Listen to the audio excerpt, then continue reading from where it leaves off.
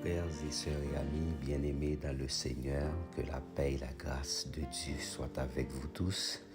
Nous sommes le lundi 26 février 2024. Un grand bonjour à chacun de vous.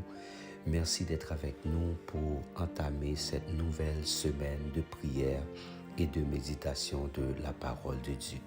Je vous rappelle, c'est toujours avec vous, votre serviteur et ami Jean-Raymond Exantus, pour la présentation de ce moment de prière et de méditation de la parole de Dieu.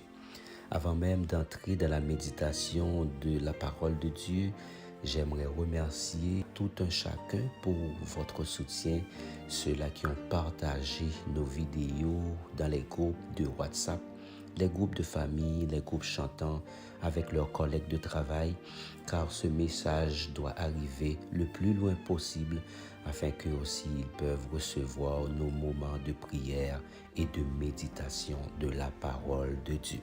Déjà, je vous souhaite de passer une excellente semaine sous le regard de notre Dieu, le Tout-Puissant, celui qui a fait les cieux et la terre, celui qui a ouvert la mer Rouge pour faire passer son peuple à pied sec. Et c'est ce même Dieu que nous servons. Il est en train de nous écouter quand nous adressons nos prières. Rien ne pourra empêcher les plans de Dieu. C'est ce que Dieu a mis dans notre cœur pour partager avec vous ce matin. Et nous allons nous diriger rapidement dans Job, le chapitre 42, et nous considérons les versets 1er et 2e. Job répondit à l'Éternel et dit : « Je sais que tu peux tout et que rien ne s'oppose à tes pensées. » Frères et sœurs et amis bien-aimés dans le Seigneur, je dois vous dire sincèrement que notre Dieu est souverain. Le Seigneur a des rêves et des projets pour notre vie. Lorsque Dieu a un plan, rien ne peut l'empêcher de se réaliser. Peut-être avez-vous reçu une promesse de Dieu dans votre vie et vous êtes fatigué car il ne s'est pas encore réalisé.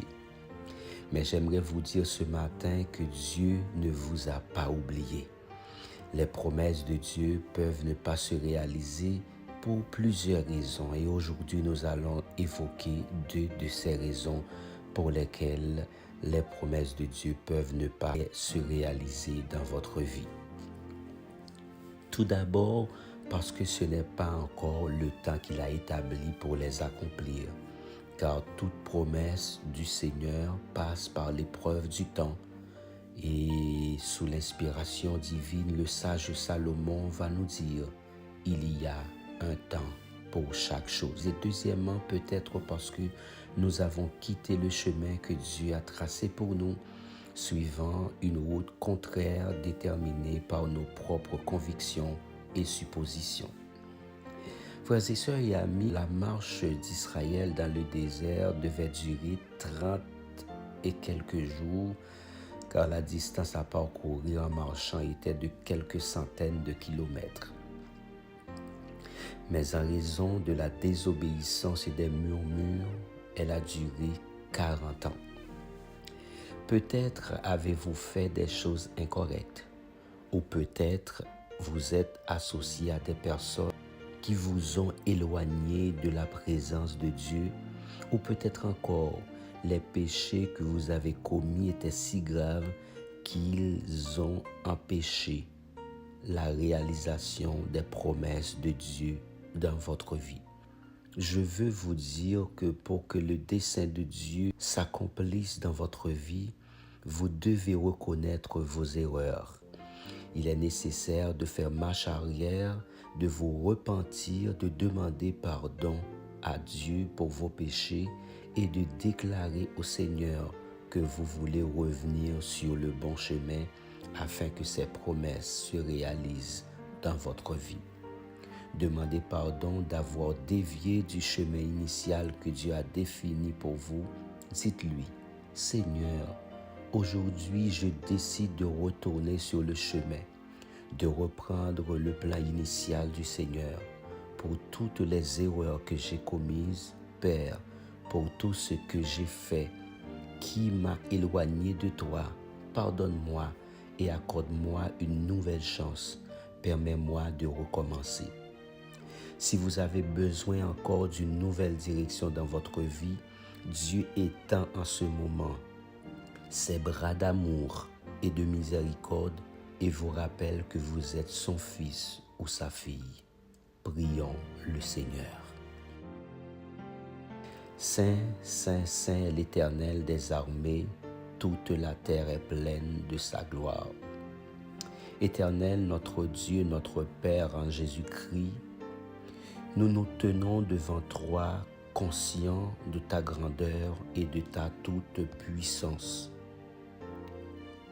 Je proclame que tu es capable de tout et qu'aucun de tes desseins n'est hors de ta portée infinie.